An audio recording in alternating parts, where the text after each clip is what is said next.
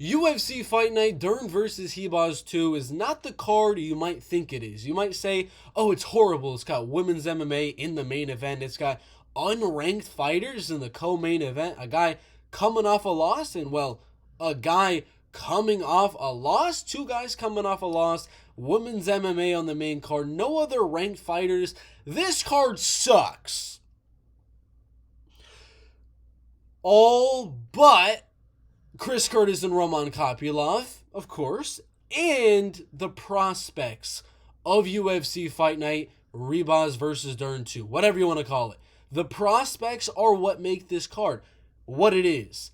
A mediocre card. They're not going to save the card. They're not going to make it, oh my god, but at least watching it now, I have an inkling that, 5 years from now, I'll look back at this shit UFC Fight Night, which it is, but 5 years from now, I'll look back at it and be like, oh my god, that card was stacked. We had former ranked fighter, Kopylov, who got ranked, Ponzinibbio, former ranked fighters, women's title contenders, I don't know, and all of the Austin Bashi ranked.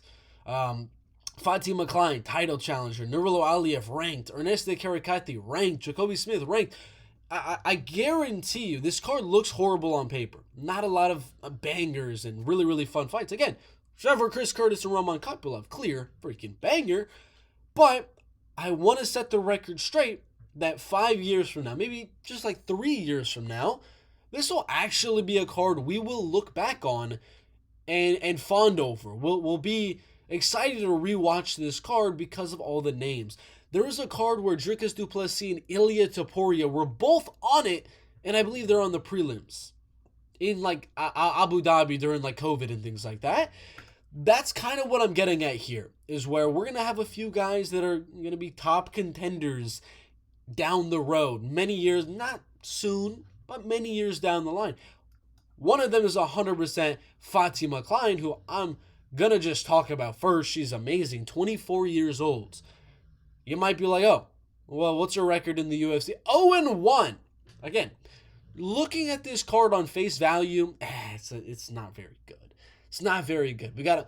Your prospect is a girl that's 0-1 in the UFC. Well, ladies and gentlemen, it was a short notice matchup, up a weight class, against a top 15 women's flyweight who is on a tear right now. TKO and Priscilla Darsing Ariane Lipski when she barely won a close 29-28 against Fatima. So she's beating other ranked fighters, Miranda Maverick, Ariane Lipski, easier than she is beating the 24-year-old Fatima Klein, who's not even a women's flyweight. That's first off. Women's MMA gets a bad rap. Fatima Klein is someone to definitely watch. Very well-rounded, very good on the ground, solid on the feet as well. 6-1 now, again, only losing up that weight class. She's got half of her wins by finish, where women's MMA, you see a lot of decisions. She's got 50% finishes, 50% going to a decision. She got a third-round knockout, another third-round ground-and-pound TKO. She got a lot of jiu-jitsu experience as well, and then a rear naked in her MMA debut.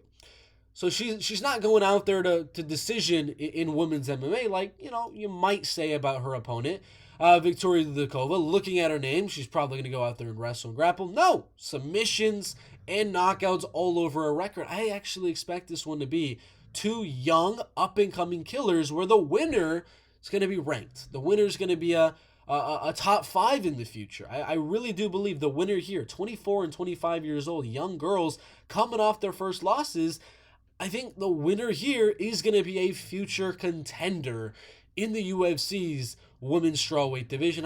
I think that's Fatima Klein. I think she's got a massive, massive future ahead of her in mixed martial arts.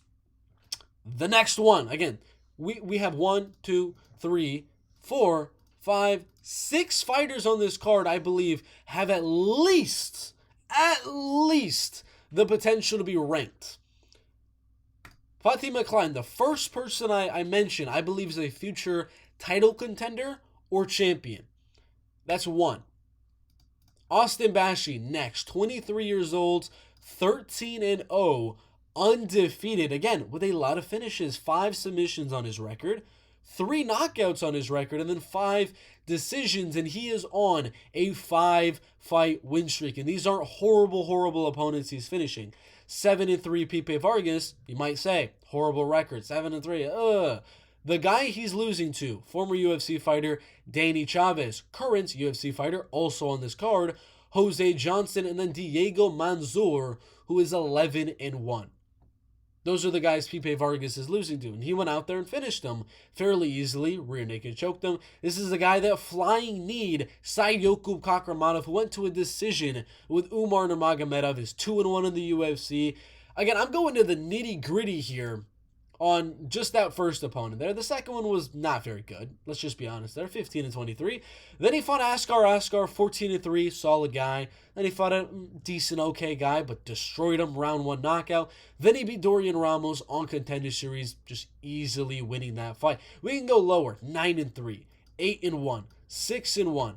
No losing records on this entire MMA record, except for one in Eric Vo. That's the only losing record guy with freaking 48 MMA fights as a pro?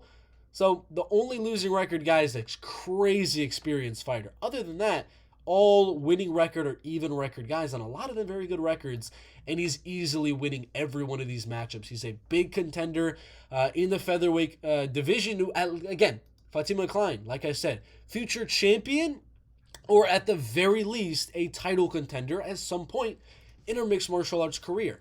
Austin Bashi, I don't believe will become a UFC champion. I have an inkling, but I believe he will be a top 5 UFC featherweight 3 or 4 years from now. When he's like 27 years old, I believe he will be in the top 5 of the UFC featherweight division. Does he fight for a title? Does he not? I don't know. I think his kind of limit, the lower limit, I think he gets ranked. I think he gets to the top 15. I think he enters the top 5. I'm not sure if he contends with all the strikers that can defend his takedowns, but I think he gets to the top 5 at some point in his mixed martial arts career. That's 2. We got a girl I believe is a title challenger or a future champion, and we got a guy I think is a future top 5 UFC featherweight. My bad. Number 3, Nurullo Aliyev, lightweight from Tajikistan. He's 9-0, and he's 24 years old. He's a decision merchant. I will say that. He's a decision merchant. He got a TKO in his Contender Series. That's about it. And the corner stoppage early on in his career. Just like Austin Bashi, these are undefeated records. These are very pretty to look at, right? Well, you look at some other guys. Khabib Nurmagomedov is a big example I could easily point to, where his entire record it's good, 29-0. First 15 were against losing records, 0-0 debuting guys, and all of that type of stuff. Nurullo Aliyev, again, he debuted against Khabib, not Nurmagomedov, obviously, but that was the only 0-0 guy on his record. 3-3, so a 50-50 record, 3-0, undefeated, finished him. That was his first finish. 5-2, 4-1-1, 5-1, 9-2-1, 12-5, joined the UFC and beat experienced veteran Rafael Alves, who again, I'm still very hyped on his. He lost to Drew Dober, yes. He lost to Damir Ismagulov. He destroyed Mark Diakiese and guillotined him. And, had some fun with Drew Dober. Had some fun with Damir Ismagulov. And Nurullo just kind of easily won that fight with the wrestling and grappling. This is a crazy finisher, and he's just kind of taking him down and having his way with them on the ground. Hasn't fought in a while, but he's young. He has time to improve and get better. Probably going to look a lot better than the Rafael Alves fight. I mean, the UFC was confident enough in him to put him against Mateusz Rąbecki, I think is how you say the name, who is 4-1 in the UFC, beat Loic Radzhabov by knockout, was a solid guy, a former PFL championship fighter over there, finished Roosevelt Roberts, beat Miktabek Oralbai, who a lot of people are hyped on, and only losses to Diego Ferreira, who's if he wins next weekend, he'll be in the top 15. They were that confident in a 24-year-old Nurullo Aliyev to take on Rebecca in his just second UFC fight. That good of a guy in his just second UFC fight. And they're still confident enough to give him Joe Selecki. Now, ladies and gentlemen, Joe Selecki is nothing to be, oh, he's just an okay fighter. Joe Solecki's the real deal, ladies and gentlemen. Joined the UFC in 2019, went undefeated 3-0 to start his career, got a submission win over Austin Hubbard, who was the Ultimate Fighter finalist. Beat Matt Weeman, who was also on the Ultimate Fighter many, many seasons ago, and dominated Jim Miller to a unanimous decision. Split decision loss to Jared Gordon. Again, not a bad thing at all. Jared Gordon, for lack of better words, beat Nasrat Haqparast, and he beat Paddy Pimblett, and he was actually outstriking Bobby Green, and Joe Solecki lost to him by a close fight. Split decision that honestly could have gone either way. I mean, he got a draw in a grappling match with a middleweight Gregory Rodriguez. Insane. Beat Alex De Silva after that, submitted Carl Deacon, only lost to Jakar Close, Grant Dawson. This is a former ranked guy, Jared Gordon, who a lot of people think beat Paddy, a lot of people think beat Nasrat, and then Grant Dawson, former top 10 UFC lightweight. And Nurullo Aliev is so heavily favored to win this fight. I'm not as hyped as most people are, saying that Nurullo is going to freaking 30-27 Joe Solecki and submit him and TKO him and do craziness to Joe Solecki. But that should tell you, that right there should tell you, Joe Solecki's odds against Jim, again, he's 31. He's in his prime. He's in his prime. So he's gotten better since these fights. Let me leave that out there. He was a minus 245 favorite against Jim Miller. Let's just leave that out there. He was a favorite over Jared Gordon. Against Jakar Close, he was a very, very slight underdog. And against Grant Dawson, he was at plus 400. Okay, I want to give you the gravity of this situation really quickly. Really quickly. He was plus 400 against Grant Dawson. He is plus 480 against Nurullo Aliev.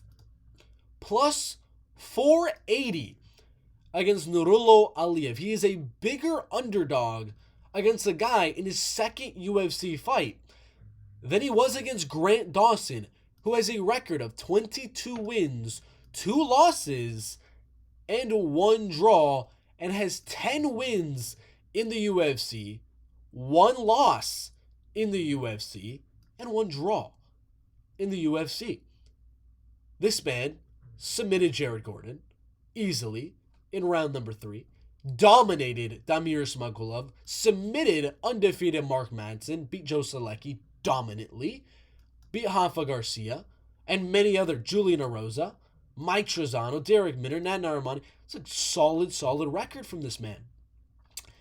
And the betting people, the people that actually put their money where their mouth is, because they are trying to make money, they're in the game of making money, have Nurullo Aliev as a bigger favorite than Grant Dawson, who literally a month ago was ranked number 15, but was just replaced with Joel Alvarez. So a top 15 guy already.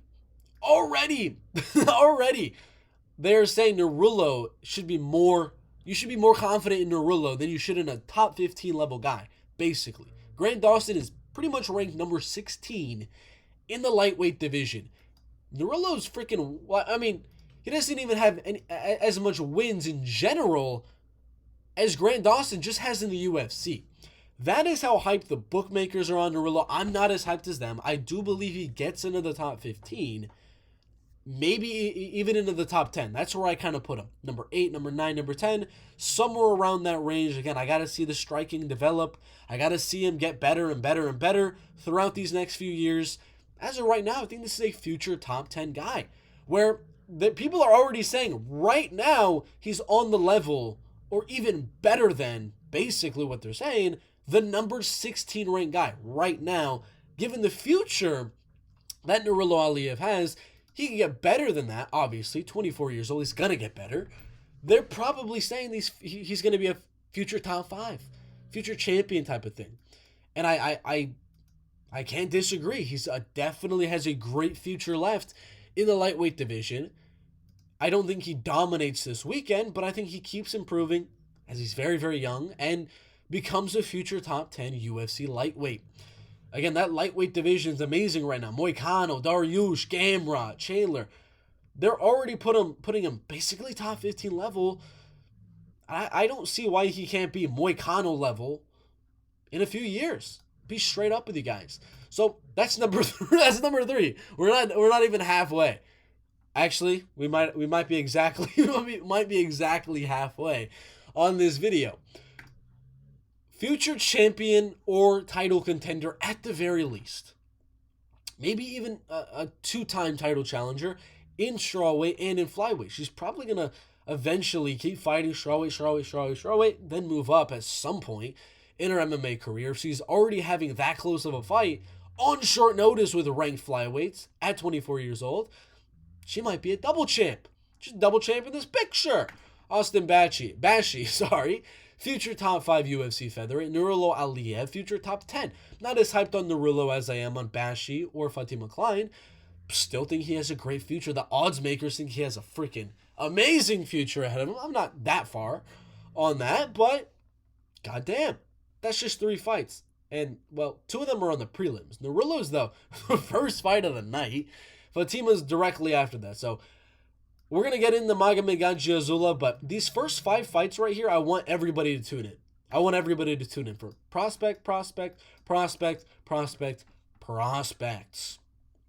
All right.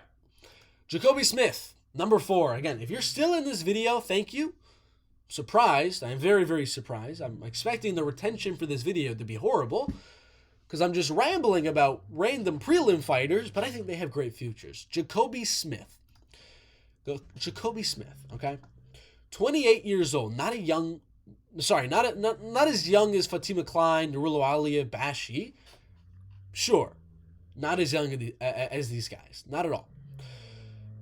Where he makes up for that, I think right now, pound for pound, he's better than Nurullo, better than Bashi, better than Klein, because Bashi's got really good wrestling and grappling. Nurullo's got good wrestling and grappling. Klein has good wrestling and grappling. None of them are amazing or like pretty solid on the feet. They're all okay on the feet. Jacoby is leaps and bounds better in terms of the striking right now, and that's really going to help him transition the big strikes that he's able to throw because he's good with wrestling. He's able to throw such big strikes to set up wrestling, or just because he knows nobody's going to take him down. He doesn't have to worry about someone shooting on him. It might in this fight. It's Preston Parsons, so Preston might shoot on him. But the dude's been destroying it since 2021. 3 ground and pound TKOs in a row. A knockout win in round number 1. These are all round 1. He got a decision win here, and that was the first of his career. Levon Lewis, who I actually think is legit. I don't think this is a bad fighter at all. He lost to Jordan Levitt, a current UFC fighter. Jacoby Smith, who is obviously in the UFC. And then Ray Waters, who is 5-0 currently, and I do believe is going to be in the UFC eventually. That's his first decision win, a guy that I think is going to be, and I think is actually UFC caliber. He's coming off a win over former UFC fighter AJ Fletcher. So that's his first decision a while ago, back in 2023. Since then, it's been very, very active. He had 3 fights in 2023, 2 fights in 2024. I'm sure he wanted to get another fight on 2024, but they had to wait for Dana White's Contenders Series. So he wasn't as active as he wanted to be. But since that one, decision win and then knockout. 1 minute, 18 seconds, and then a domination over Christian Savoy. This dude can pressure you with the boxing and make you worry so much about the wrestling and then knock you out. I'm going to look at welterweight right now. Again, he's 28 years old. I'm going to look at welterweight right now to try to find some stylistic matchups. I think he wins. Li Jingliang, I think he wins. Jeremiah Wells, I think he wins. That's a close one. D-Rod, I think he wins. Euros Medic, I think he wins. Alex Morono, I think he wins. Ponzinibbio is a tough stylistic matchup, but I'm just going through top 50 welterweights right here, and I think a lot of them he goes out there and beats. Michael Chiesa, I think he actually goes out there and beats. Neil Magny, I think he beats. I'm straight up with you guys. I think he beats Neil Magny right now. He's 28 years old. If he goes out there and beats Preston Parsons, who's not a bad fighter by any stretch of the imagination, I think they give him a top 50, a Nico Price. I think in his third fight, they'll move him towards one of these veterans, a Max Griffin, a Nicholas Dalby. I think he could very well win one of those matchups, and he's close to top 15 right after that. I really do believe 3 fights in 2025, and he will be knocking on the door of a top 15. I legitimately believe Jacoby Smith will be ranked. Not in 2025, I think that's pushing it. I think middle of 2026. I think 4 fights in, he'll get a shot, and I think he wins. I will look at the rankings now. I think he beats Michael Venom Page. Simple as he's just going to take him down. I think he beats Vicente Luque right now, which is crazy. I think he loses Prates, Morales, and these guys. But I think he could win in the lower level of the welterweight division right now. Not, talking about any improvements he makes in the future. He could, of course, get better in the striking, better with the kicks, and, of course, somehow improve his wrestling even more and ground and pound even more. But right now, I think he could legitimately make a case to beat guys in the top 15. That's 4 fights. Let's recap. Fatima Klein, future UFC champion, possibly in 2 weight classes, or at least a title contender in those weight classes. Future top 5 UFC featherweight. UFC top 10 Nurullo Aliev in the future. Then Jacoby Smith, who I think is going to be ranked in 2026. And again, he's 28 years old, so I think 2026, he'll be 29. He's got a few years in that top 15. I think it's a future at least top 8. At least top 8 is where I'm putting Jacoby Smith. I think he has a lower ceiling than Nurullo Aliev just because Nurullo's 24. But in terms of like the next few years, Jacoby's going to move a lot faster than a lot of these other prospects on the card. Just in my personal humble opinion. He might lose this weekend, and this video will be absolutely pointless and horrible. But I think he wins this weekend and wins a few more. Gets ranked. Erneste Caracati. This might be a weird one for you guys as a prospect. But she's young. She's 26 years old. A women's flyweight out of Lithuania. She is coming 2 knockouts outside of the UFC. Let's look at them. They were round 1 and round number 1. I didn't show you the time. It was a while ago, 2019. She was pretty inactive through 2021, 2022. Had a few fights in 2023, though, and a kickboxing match as well. Won the Hexagon belt. Beat Carly Judice, who is a UFC fighter now. She beat her on the Contender Series, so she's basically 1-1 in the UFC. It says she's 0-1 in the UFC. I say she's 1-1. I really don't care. But she's very, very young. There's not a lot of I would say like mid 20-year-old girls in this women's flyweight division. I can just kind of look at the women's flyweight division rankings, and I think Erin Blanchfield, Macy Barbara, like the 20-year-old ones. Natalia Silva, I think, is 30-something. I could be totally wrong with you, but I think Erneste Caracati at 26 years old is going to be in the UFC for the next 5 years and will definitely crack the rankings at some point. Once she really develops that takedown defense. She's 5'9", very tall, very lengthy. Her striking is going to get a lot better. She's got a really great frame for the weight class that if she's able to defend these takedowns, stay on the outside, she can definitely beat a lot of girls in the future. She's definitely lower on my list, but I think she's a future ranked women's flyweight in the UFC. Again, I'm not as hyped as a lot of these other people, but I think Erneste's got a good future. Last but not least, we'll end the video on this one. Magomed Gadzhiev. You might see this as being very, very weird. I think Magomed loses this weekend. But I still believe you should watch the fight. I don't think Bruno Silva, if he beats him, which I think he will. I think if Bruno Silva goes out there and beats Magomed Gadzhiev, sure, he might be ranked in a few years. But it's the UFC light heavyweight division. Literally, if you have Bahrain, if you're 10-0, undefeated, Magomed Gadzhiev, you have that name, they're likely going to put you on Abu Dhabi in October later on this year. And they're probably just going to give you a ranked fight just for shits and giggles. Let's look at the UFC light heavyweight division. Anthony Smith, Alonzo Menifield, Bogdan Guskov. I guarantee you they'll probably just give him the loser of Johnny Walker, Bogdan Guskov. They might legitimately just do that. Or just give him Anthony Smith. They might legitimately do that. It's not like I'm hyped on this guy. He's 31. He's not a young, up-and-coming contender. But he's a guy I can see the UFC pushing, of course, in those markets. He's 1-0 in the UFC. Again, I would say 2-0 because he's beaten 2 UFC fighters. Decisions, but nonetheless. Undefeated from Bahrain. And I think if the UFC pushes him after a potential win here, he could for sure be a guy the UFC gets into the top 10, top 12 situation. Again, this is just like a lot of prelims right here. Austin Bashi was the only guy on the main card. This is 5 fights in a row where I think people will be ranked in the future. Narillo, top 10. Fatima Klein, title challenger, double champion. Magomed Gadzhizulov, top 15, maybe top 12, top 10. Not a crazy future, but it's possible. I'm not confident in that one. He's not very good, but his light heavyweight's a horrible weight class.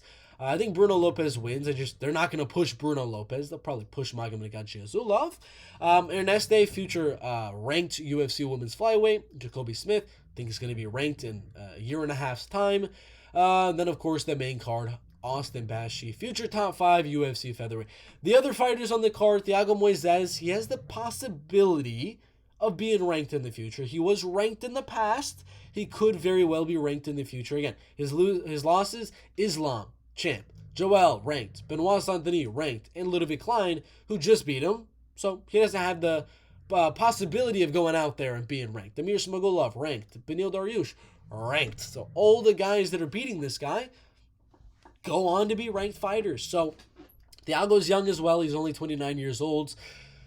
Maybe you could watch him. He's still not even in his prime yet. So maybe there's some improvements to be done there. But everyone else, Marco Tulio, Ihor, Jose Felipe, Punahele, Euros, Kopylov and Curtis, again, is a good, solid fight. I think Roman could crack the top 15. Again, Chris should be in the top 15, but it's not like these guys are going to be something crazy. Like, I can see them possibly entering that top 10. I think Roman can do it. I don't think Chris Curtis will be able to do it. Same with Caesar and Abdul and veteran Santiago and Carlston. And then there's the main event. I mean, yeah, 31-year-olds, Duran, Hebos, I think it's all down below. Let's not talk about all these veterans up here. Let's talk about Bashi. Let's talk about Jacoby, Erneste, Magomed, Fatima Klein, and Narillo Aliyev. Of course, again, Bruno Lopez should win, but they'll push Magomed if he wins. But that is my video. It's probably a long one. I did not mean for it to go that long, but guys, if you are planning to not watch this UFC fight night because of women in the main event, don't get me wrong, I see where you're coming from, but take your time to at least spend, what would this be, 2.5 hours. 2.5 hours to watch the future, except for Magomed Gadzhizulov. He's not the future, but these fights, other than Magomed, Jacoby, Erneste, Fatima, Narillo, the future of their weight classes, all different weight classes and influx of talent into their top 15 of their weight class, I believe, in the next few years. And then, of course, you got to break time. There's some fun fights here. Marco and Ihor, I think, is going to be fun. Jose Felipe, Euros, and Punahele. It could be fun. Ogden versus Moises. You could probably skip this part. Again, I'm not gonna. I'm a hardcore MMA fan. But if you're just solely going out there to watch a few fights, you don't really care. You're just trying to watch a few good fights. Just watch the prospects here, man. Skip this if you have to. Go to dinner during this time. Go make your wife happy during this time. But please watch Austin Bashi and then Chris Curtis, Roman Kopylov. That could be your main and co-main event. Curtis Kopylov main event, Bashi Rodriguez co-main, and then watch the early prelims of Prospect Mania. Please. All right, I'm done. That's my rant. Thank you guys for watching. That's too long of a video. We'll see you in the next one. God damn.